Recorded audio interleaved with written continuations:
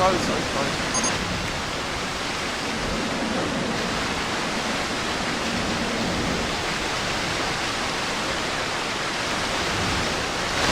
These little bits here, by the way, where the drops and levels out and drops. That's something that I started doing quite recently. I've been on a couple of roller coasters, wild now. It's got the sudden drop and the sudden drop coming in. I started using it a lot on like prototype wooden coasters that I've been building. I'm guessing on this game it recognises it gives you the airtime. That's for it. That's why it's used in real life. You get a huge amount of airtime off it. And this little camera tool that's really funny hot. You get a huge amount of airtime off that as well. And you know, it makes the ride a little more fun. Especially when the ride's coming to an end and suddenly does something like that. Especially on the water slide as well, where I'm guessing in real life this is press the second hill, you might actually get proper airtime that is both into the channel. That would be a lot of fun. I'd like to go on little slides like that. I can't think of the health and safety reasons why they'd let you do that. Yeah. We're 2 pieces away from the end, I'd say. Then we've got to hope that the boats are flying out.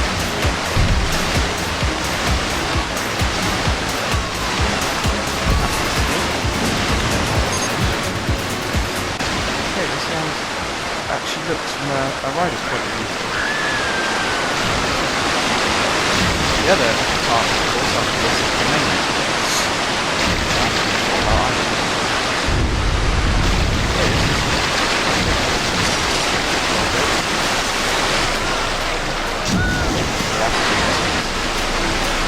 Might be careful if you're diving. Might need to dive in.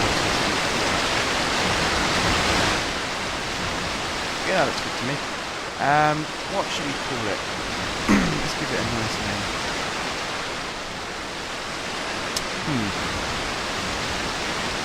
What to call it? I don't know. In all honesty, I don't know. I might just give it a crappy name for now. Like Aqua. That's a name. And then you guys feel free to drop a comment in the box about what you'd like it to be called, and I'll just choose the best one out of those and call it that. It's going to be free to ride.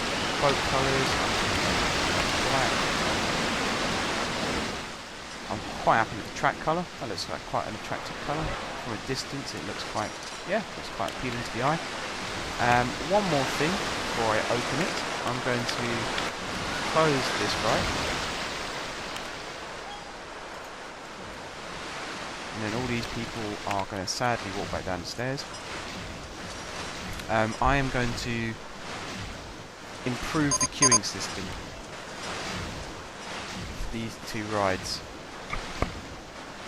Just so that there's no confliction.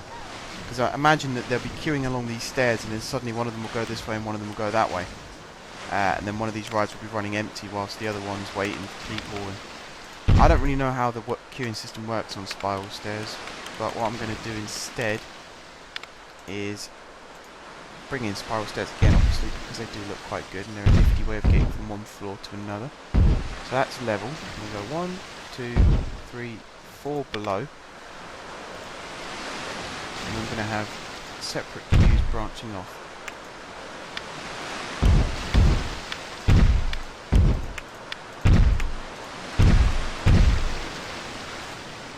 So that's the queue for that one.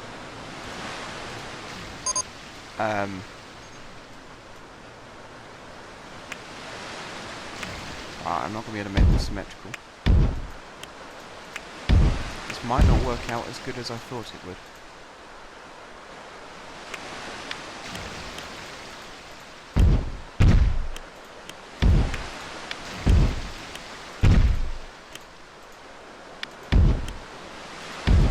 See, I thought I was being clever there, but maybe I wasn't. That's alright, that'll do.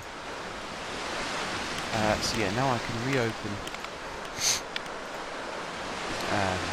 Vertigo, that's the one. And then I can open Aqua. Yeah, hopefully. That will sort out the queue system. So now people will queue in this section, and then all they have to do is go up the spiral staircase in order to get to the queue. That's the plan. What are the ratings with, by the way? Oh, that's good ratings for a this one. There you go, you've got people coming on it already.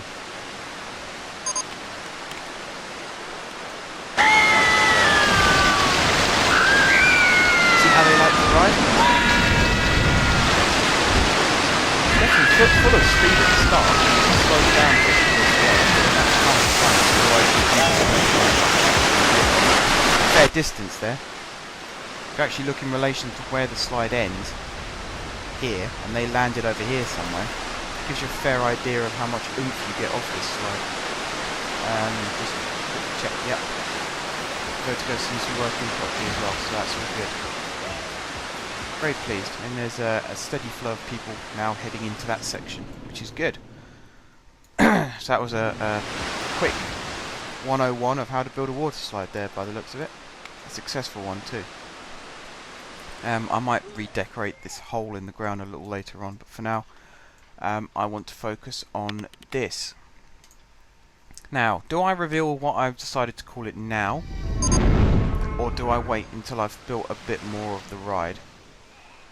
I think I should wait a little bit longer. What this coaster is going to be, basically, I think I might have brought this up in my last episode, is obviously it drops down here, does a loop, it will have some kind of cobra roll in this section here. It'll basically be like an out and back, but with inversions. So it'll do the loop, it'll do a cobra roll, which will make it point back in the other direction, obviously. A couple of airtime hills, maybe a 0G roll or two, then a brake run, and then it'll do another little section of inversions before running back into this section of the park here. Obviously this area will be decorated, there will be a building around it. This bit of the queue I think I'm going to leave outside. I might just have a building surrounding this section of the ride. I might even have this bit out in the open. The other option I have, of course, is I shorten this brake run and put the exit station on this side. I see, I don't think of things like that, but now I've actually had that idea. That might not be such a bad idea, because then you can have one train loading whilst the other train does the circuit and unloads, and then you can actually have 3 train operation then quite efficiently, because you'll have one train out on track while the other train is loading and the third train is unloading. And then by the time the first train that's on track gets back to the brake run, hopefully one of them would have been dispatched and the other one would have moved into the loading area. And it means if there is a hold up for one reason or another, you're not waiting for too long in order to be unloaded from your train, which is, yeah, that's not a bad idea. Right, so that's the vertical loop. What I'm now going to do is test it, just to see how fast the train is going as it passes through that loop. Because obviously, if it's travelling too slowly, I might have to make this dip into the ground a little bit, and if it's travelling really, really slowly, I don't think I'll be able to build a cobra roll. Unless I do a quarter loop cobra roll, which, although they're good for this reason, they don't look aesthetically pleasing. I suppose we'll get away with that one.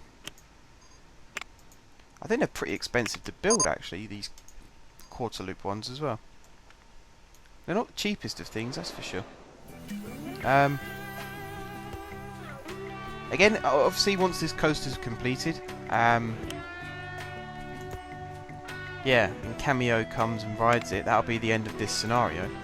If I was to continue, I'd be building a lot more around here. I'd have like a little path coming off here, linking up to here, maybe off this corner here, and having this as a whole area, like a zone park. But as it happens, I might not get that far.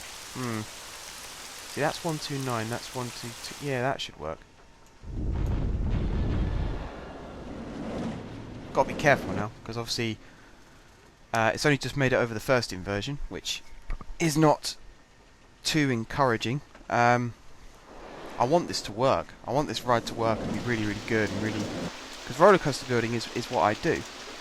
You know, I'm good. I'm good at coaster building. I'm good at occasionally flat ride building. I'm not the best at putting buildings and scenery around my rides. That's kind of something I need to learn about. But in terms of like building the rides, the roller coasters, I tend to get them spot on. Well, okay, feel free to critique my rides yourselves.